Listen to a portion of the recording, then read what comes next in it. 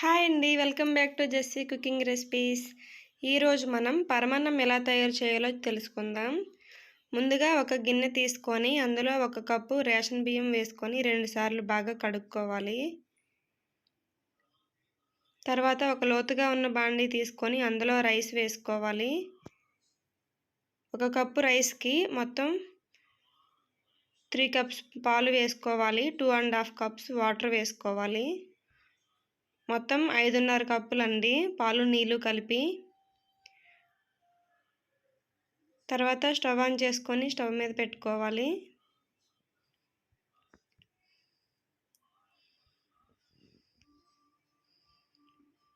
Medium ఫ్లేమ్లోనే అలా ఉడికించుకోవాలండి. తర్వాత 1 కప్పు రైస్కి 1 కప్పు బెల్లం తురుము పెట్టుకోవాలి.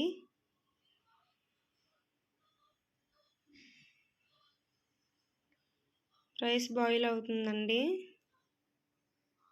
మీడియం ఫ్లేమ్లో అలా కలుపుకుంటూ ఉడికించుకోండి.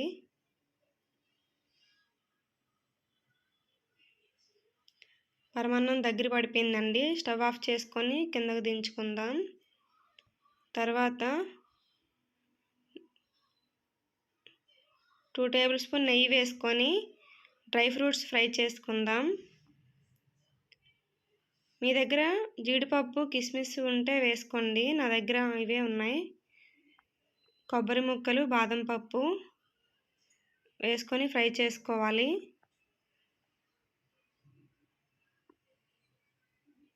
లైట్గా ఫ్రై చేసుకున్న తర్వాత